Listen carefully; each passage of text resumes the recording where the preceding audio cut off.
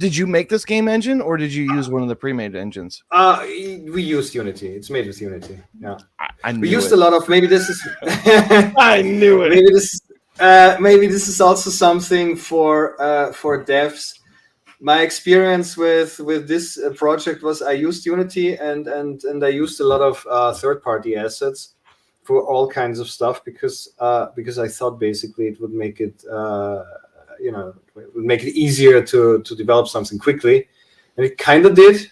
In the beginning, it was very easy to set up something quickly, but it does kind of come back later to bite you in the ass if you use a lot of third-party assets, because trying to make them all like play nice with each other, and so so basically, I'm not like obviously like categorically against third-party assets, but in our next project we're going to use them a lot less, and that's also maybe something I can like give like new developers as an advice or something, or as a lesson learned.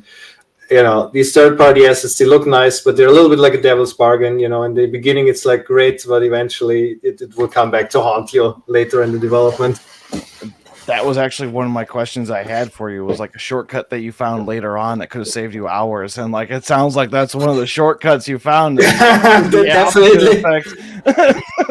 Yeah, like, okay, shortcuts. I mean, just generally plan ahead more. like just, especially in the beginning, it was more like, like in the beginning of the game, I was like, it was almost kind of like a bit like frantic. Like I have to get something together that kind of works, and so you cut corners and you do stuff not exactly by the book. And that does come back to haunt you. So I know it's like it takes a certain kind of like discipline, because it will take longer until you see tangible results. But it is like the technical depth, it will catch up with you. So this sounds like a problem for future me.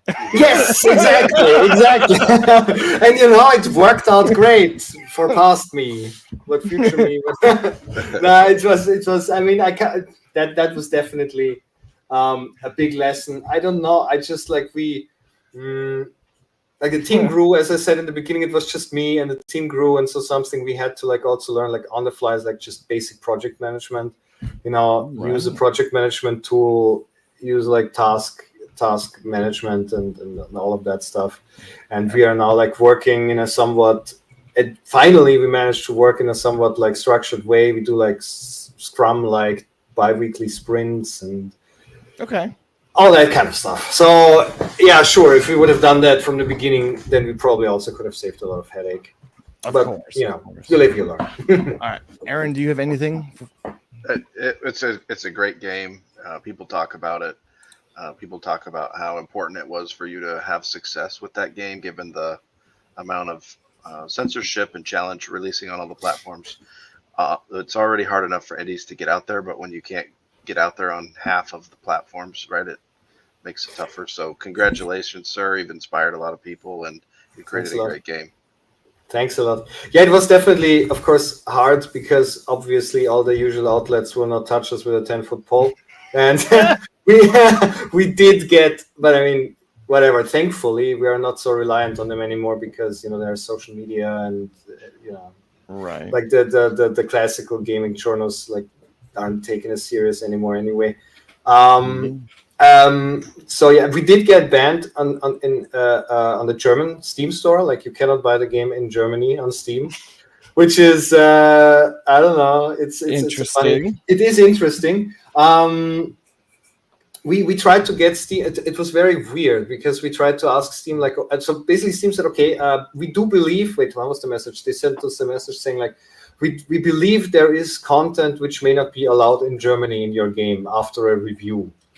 And then I wrote like, okay, what content did you find? Maybe we can remove it, and then can make it work. And then they said like, it is our job to find out what is allowed and what is not allowed in all the various countries. So they cannot tell us what this content is that they found in their review.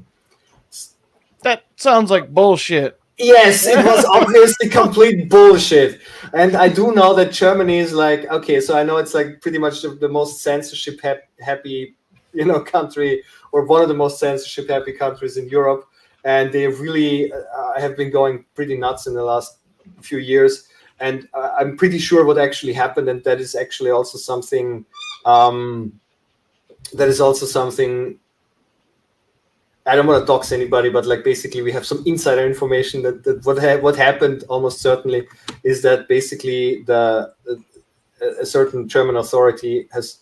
It's not banned. The game is not banned in Germany, but they called Steam and they said like, "Hey, take this off. It's like evil and blah blah blah," and they did. And funny enough, GOG didn't, because I'm pretty sure they also got the same call or email or whatever, but they didn't. I don't know. No, right. Maybe it's a thing with Poles not wanting Germans to tell them what to do or so. I don't know.